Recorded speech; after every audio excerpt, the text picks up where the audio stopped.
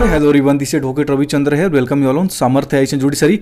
देखिए, mission Rajasthan APO के playlist को कंटिन्यू करते हैं और एससी एसटी अत्याचार निवारण अधिनियम 1989 के तहत जो लास्ट चैप्टर है, जो मिसलेनियस पार्ट है, उसके बारे में आज बात करने वाले हैं। काफी सारे इंपॉर्टेंट प्रोविजंस दिए हुए हैं, कुछ इंपॉर्टेंट सेक्शंस जो काफी ज्यादा न्यूज में रहते हैं, जिसकी वजह से जो लास्ट चैप्टर है ये बहुत ही ज्यादा खास और स्पेसिफिक बन जाता है एससी एसटी एक्ट का, जिसमें हम पढ़ेंगे कि कोई एंटीसिपेटरी बेल आपको नहीं मिल सकती है, क्या प्रोविजंस है अरेस्ट का, क्या प्रोविजंस है इंक्वायरी का, इसके बारे में आज बात करने वाले हैं। काफी ज्यादा इंफॉर्मेटिव वीडियो होने वाला और काफी ज्यादा आपको न्यूज में रहने वाली चीजें आज आप इस वीडियो में आपको मिलने वाला है। ठीक है, आप चैनल को सब्सक्राइब करिए, लोगों के साथ शेयर करिए, बेल आइकन को प्रेस करिए और कमेंट सेक्शन को जरूर चेक करिए, पिन कमेंट को और डिस्क्रिप्शन बॉक्स को, जहां पे आपको टेलीग्राम चैनल्स के लिंक मिल जाएंगे और उसको ज्वाइन करिए। कुछ भी डाउट हो, कोई भी बात हो, आप जरूर हमसे शेयर करिए, हम उसके ऊपर काम करेंगे। देखिए, मिशन राजस्थान एपीओ में सामर्थ्य एशियन जुडिशरी 1000 से ज्यादा एमसीक्यू आप लोगों को कराने वाला है। बहुत जल्द मैं शुरू करने वाला हूं। जितने भी माइनर लॉज हैं उन सबके बारे में, जितने भी इंपॉर्टेंट क्वेश्चंस बन सकते हैं, जो आए हुए हैं, जो आ सकते हैं, उन सबके ऊपर इसी चैनल पर बात करने वाले हैं। आप चैनल के साथ जुड़े रहिए और बहुत जल्द जो आरजेएस के सिलेबस है और जो एपीओ का सिलेबस, कॉमन सिलेबस है, जैसे पॉक्सो एक्ट वगैरह, जेजे एक्ट वगैरह, उसके क्वेश्चंस भी यहाँ पे मैं कराने वाला हूं। ठीक है, तो आप चैनल के साथ जुड़े रहिए और अपना प्यार चैनल को जितना ज्यादा हो सकता है दीजिए।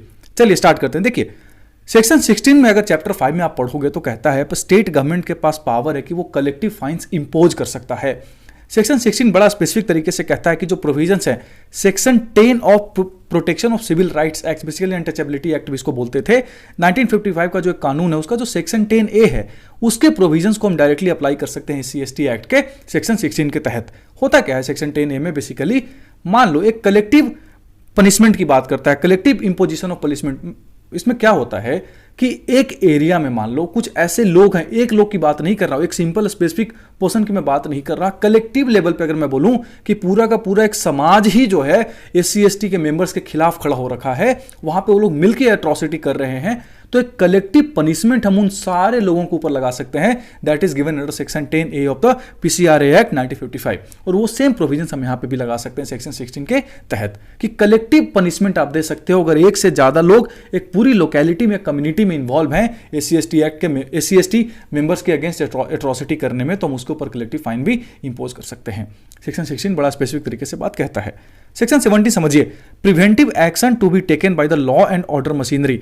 सेक्शन 17 में आपसे सवाल पूछा जा सकता है कि कौन सा सेक्शन जो एससी एसटी एक्ट का है वो बात करता है कि एक्शन लिया जा सकता है पहले ही सिर्फ और सिर्फ एक्सपेक्टेशंस पे या उम्मीदों पे कि ऐसा कुछ होने वाला है, वहां पे प्रिज्यूडिस तरीके से मैं आपको कहूं कि पहले से ही आप प्रिवेंटिव तरीके से कोई एक्शन लेने वाले हो। तो सेक्शन 17 डील करता है कि डिस्ट्रिक्ट मजिस्ट्रेट, एसडीएम और कोई भी अदर एग्जीक्यूटिव मजिस्ट्रेट, इस लाइन को दिमाग में रखिएगा। अभी जुडिशरी, झारखंड जुडिशरी का पेपर था, उसमें ऐसा ही एक सवाल पूछा गया था चैप्टर 8 से सीआरपीसी का, वो सेम बातें करने वाले हैं यहाँ पे। तो एग्जीक्यूटिव मजिस्ट्रेट कोई भी हो, एसडीएम साहब हो, डीएम साहब हो, या फिर कोई भी police officer not below the rank of DSP, it's very very important.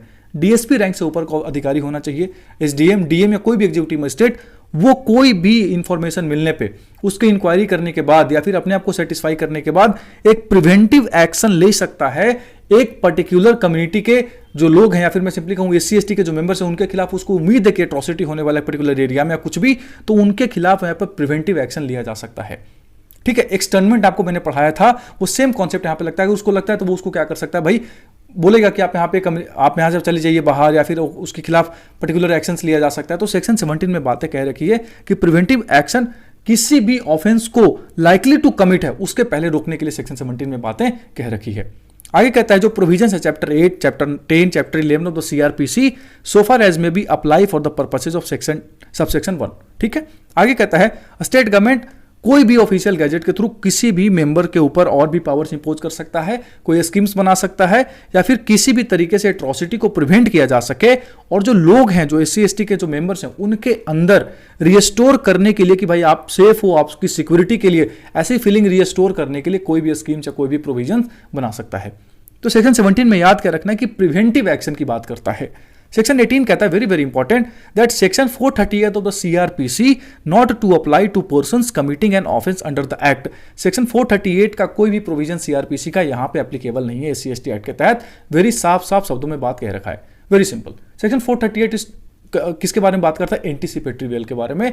आप एंटीसिपेटरी बेल नहीं ले सकते कोर्ट से कि भाई मुझे लग रहा है कि मेरे खिलाफ एक्शन लिया जा सकता है तो मुझे अरेस्ट ना किया जाए, मेरे खिलाफ एक्शन लेने से पहले ही मुझे बेल ग्रांट कर दिया जाए। ऐसा कोई भी प्रोविजन सेक्शन 18 साफ साफ रोकता है कि आपके ऊपर, आप इस पर्टिकुलर कानून में अगर आपको के खिलाफ कोई एक्शन मतलब कोई भी केस किया जाता है 438 का कंप्लेंट 438 के तहत आप एंटीसिपेटरी बेल नहीं ले सकते। ठीक है, सिंपली मैं कहूं तो आपसे section 18A very very important. देखिए ओरिजिनली ये कानून में ऐड नहीं था, inserted by act 27 of the 2018 में एक्ट नंबर 27 से इसको ऐड किया गया था, अभी रिसेंटली ऐड हुआ है। सेक्शन 18A कहता है नो इंक्वायरी और अप्रूवल रिक्वायर्ड। ये वो सेक्शन है जो सबसे ज्यादा आपको न्यूज में मिल जाएगा दोनों केसेस में, यूज में भी और मिसयूज में भी। मैं आपको बिल्कुल न्यूट्रल तरीके से बोल रहा हूं, मिसयूज के केसेस में भी सेक्शन 18A बहुत ज्यादा न्यूज में रहता है और यूज के केसेस में भी सेक्शन 18A सबसे ज्यादा न्यूज में रहने वाला सेक्शन है। सेक्शन 18A कहता है कि कोई भी इंक्वायरी या अप्रूवल की रिक्वायरमेंट नहीं है। किसके तहत? कहता है कि for the purposes of this act, अगर प्रिलिमिनरी इंक्वायरी की जरूरत नहीं है, shall not be required for registration of FIR against any person. आप सिंपली जाके FIR दर्ज कराओ किसी भी पर्टिकुलर ऑफेंस के लिए, तो पुलिस ऑफिसर्स कंप्लेंट लेंगे आपसे, भाई आप कंप्लेंट कर दो, उसके ऊपर वो एक्शन लेगा, देखेगा, अगर वो अपने आप को सेटिस्फाई करता है तो फिर वो FIR लॉन्च करता है। ठीक है, that is the simple starting provisions of what criminal procedure, simple यही है कंप्लेंट से। पर यहाँ पे क्या होता है कि अगर आप सिंपली जाकर के सेक्शन 3 के जो भी ऑफेंस आपके खिलाफ होता है, अगर आप पुलिस ऑफिशियल्स को बताते हो तो उसमें FIR के लिए प्रीलिमिनरी इंक्वायरी की जरूरत नहीं, डायरेक्ट FIR लॉन्च होती है। ये प्रोविजन सबसे ज्यादा न्यूज में रहता है। आगे कहता है कि इन्वेस्टिगेटिंग ऑफिसर जो आईओ है वो उसको रिक्वायरमेंट नहीं है अप्रूवल के, किसी भी तरीके के अप्रूवल की जरूरत नहीं है। अगर वो अरेस्ट करना चाहता है तो if necessary of any person against whom an accusation of having committed an offence, सिर्फ एक्यूजेशन ही लगाया गया है कि आपने ऐसा किया। अगर कोई मेरे खिलाफ जाकर कंप्लेंट कर देता है कि सर इसने ऑफेंसेस ऑफ एट्रोसिटी मेरे खिलाफ किया हो, तो मुझे वो तो डायरेक्ट FIR लॉन्च कर लेंगे वो, और वो डायरेक्ट अरेस्ट भी कर सकता है बिना किसी अप्रूवल के। Under this act has been made and no procedure other than that provided under this act or the court shall apply. Simply direct आपको अरेस्ट किया जा सकता है सेक्शन 18A के तहत। आपको न्यूज में काफी कुछ मिल जाएगा। आगे देखो, जो प्रोविजन है 438 का वो अप्लाई नहीं होगा, मैंने आपको पहले भी बताया। सिंपल, चाहे कोई भी जजमेंट आ जाए, कोई भी ऑर्डर हो, कोई भी डायरेक्शन हो एनी कोर्ट का, कुछ भी हो, 438 एप्लीकेबल नहीं है। डायरेक्ट सीधी सीधी बात सेक्शन 18A के प्रोविजंस में कह रखा है। ठीक है, आगे देखिए सेक्शन 19 कहता है सेक्शन 360 ऑफ द CRPC और the provisions of the probation of offenders act. आपको जल्दी मैं प्रोबेशन ऑफ ऑफेंडर्स एक्ट भी पढ़ाने वाला हूं। वो किसी भी पर्सन जो SC/ST एक्ट के तहत गिल्टी है उसके ऊपर नहीं लगने वाला है। सेक्शन 360 बात करता है जो गुड कंडक्ट होता है उसके ऊपर आपको छोड़ दिया जाता है। ऐसा कोई भी प्रोविजंस आपको सेक्शन 19 डायरेक्टली बाहर करता है कि अगर आप 18 साल से ऊपर, याद रखिएगा, अगर आप 18 ईयर्स से ऊपर हैं और आपको SC/ST एक्ट के तहत बुक किया जाता है, अगर आपको अरेस्ट किया जाता है, कोई भी प्रोबेशन ऑफ ऑफेंडर्स एक्ट का प्रोविजन या फिर section 360 of the CRPC apply नहीं होगा। आपको छोड़ा नहीं जा सकता कि आप अच्छा आदमी हो, अच्छा कंडक्ट है आपका, इस बेसिस पे आपको नहीं रिलीज किया जाएगा। सेक्शन 360 और प्रोबेशन ऑफ ऑफेंडर्स एक्ट की बातें डायरेक्टली सेक्शन 19 क्या करता है, बाहर करता है। लेकिन इंपॉर्टेंट क्या है, 18 साल से ऊपर होना चाहिए। अगर आप 18 साल से नीचे और आप SC/ST एक्ट के तहत बुक किए जाते हो तो देयर इज अ कॉन्सेप्ट कि आपको छोड़ा जा सकता है अगर आप अच्छे गुड कंडक्ट के साथ अपना बिहेवियर मेंटेन रखते हो तो। याद रखिएगा दोनों बातें जो मैंने हाईलाइट कर रखी हैं इसमें। आगे देखते हैं, सेक्शन 20 कहता है act to override other laws. कोई भी कानून है उसके ऊपर SC/ST एक्ट डायरेक्ट डोमिनेट करेगा, ओवरराइड करेगा। कोई भी प्रोविजन हो वो SC/ST एक्ट के तहत ही नीचे, मतलब उसके अंडर में आएगा। SC/ST एक्ट सबसे सुप्रीम लॉ है to deal with the offences regarding members of what SC and ST। ठीक है, सेक्शन 20 डायरेक्ट कहता है कि क्या होगा, कोई भी कस्टम, कोई भी यूजेज उसके डायरेक्ट ऊपर रहेगा। कौन? SC/ST act. सेक्शन 21 कहता है duty of the government to ensure effective implementation of the act. Very simple, mains के लिए इंपॉर्टेंट है कि सेंट्रल गवर्नमेंट कोई भी रूल्स बना सकता है, स्टेट गवर्नमेंट कोई भी मेजर्स ले सकती है effective implementation of the act के लिए, बिना प्रिजुडिस हुए कोई भी फॉरगोइंग प्रोविजंस के रिगार्डिंग कोई भी मेजर्स ले सकती है। जैसे कोई भी फैसिलिटी प्रोवाइड करना हो, including what legal aid to the person subjected to the atrocity to enable them to avail themselves of the justice. भाई अगर वो SC/ST के मेंबर्स हैं तो उनको लीगल एड प्रोवाइड करो। उसके अलावा ट्रैवलिंग मेंटेनेंस एक्सपेंसेस देना होता है विटनेसेस को, विक्टिम्स को, डिपेंडेंट्स को, मैं सिंपली कहूँ तो। उसके अलावा इकोनॉमिक एंड सोशल रिहेबिलिटेशन की बात कर रखी है विक्टिम्स की, इस atrocity, victims of atrocity of the SC/ST। उसके अलावा देखो आप जो appointment of officers for initiating or exercising supervision over prosecutions for the contravention of the provisions of this act, setting of a committee at the appropriate level, committee बनाना। उसके अलावा periodic सर्वे करना कि भाई क्या SC/ST मेंबर्स की position क्या है, उनके खिलाफ कितना एक्शंस लिया जा रहा है, उनके जो भी मतलब जो विक्टिम्स हैं उनको कितना सपोर्ट किया जा रहा है, सारा पीरियोडिक सर्वे बनाना। उसके अलावा उन एरियाज को आइडेंटिफाई करना जहां पे SC/ST एक्ट के तहत के केसेस ज़्यादा मिलते हैं, उन एरियाज को देखो, उनके ऊपर काम करो, सोशल इकोनॉमिक रिहेबिलिटेशन के लिए काम करो। सेंट्रल गवर्नमेंट और भी स्टेप्स ले सकती है कोऑर्डिनेट करने के लिए स्टेट गवर्नमेंट के साथ, और उसके अलावा सेंट्रल गवर्नमेंट हर साल पार्लियामेंट में एक रिपोर्ट दर्ज करेगी, रिपोर्ट लेट डाउन करेगी regarding steps taken for the implementation of SC/ST act. वो national commission for SC, national commission for ST है ना, वो सारे एक प्रॉपर रिपोर्ट बनाते हैं हर साल एक, वो एक पार्लियामेंट जो सेंट्रल गवर्नमेंट अपने मतलब पार्लियामेंट में रखती है और उसके ऊपर बातचीत होती है।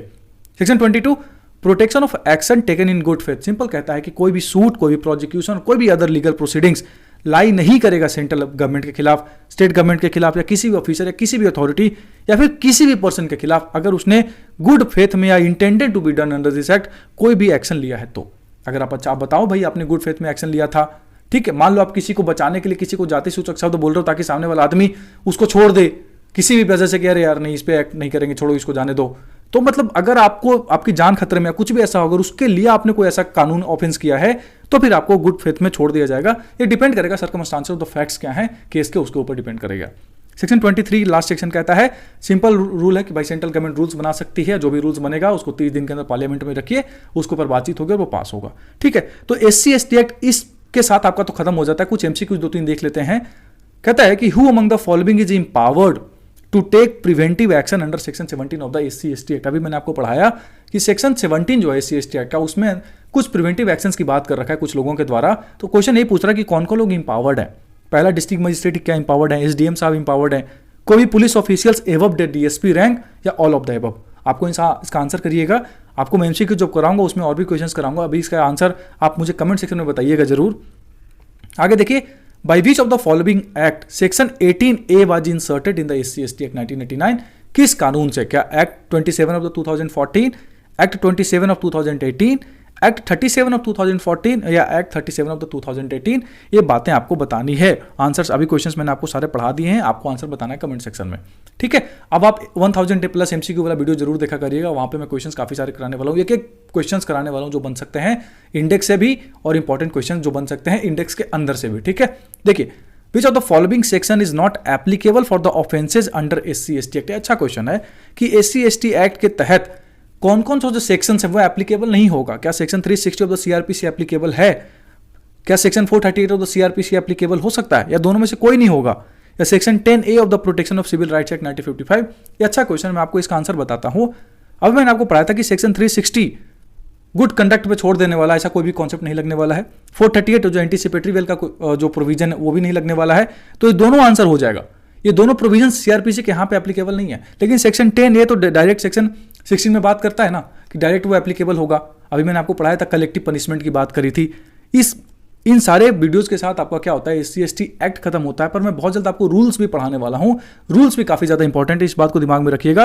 रूल्स भी हम पढ़ेंगे, कुछ इंपॉर्टेंट रूल्स जो काफी ज्यादा इंपॉर्टेंट होते हैं प्रैक्टिस के पर्सपेक्टिव से भी और एग्जाम्स के पर्सपेक्टिव से भी। उसके पहले हम बात करने वाले 1000+ MCQ की, दोनों भाषाओं में रहेगा, हिंदी इंग्लिश। आप चैनल को देखते रहिए, जुड़े रहिए, आपको ढेर सारे वीडियोस मिलने वाले APO के पर्सपेक्टिव से, RJS के पर्सपेक्टिव से। Thanks for watching, keep loving me, thank you so much.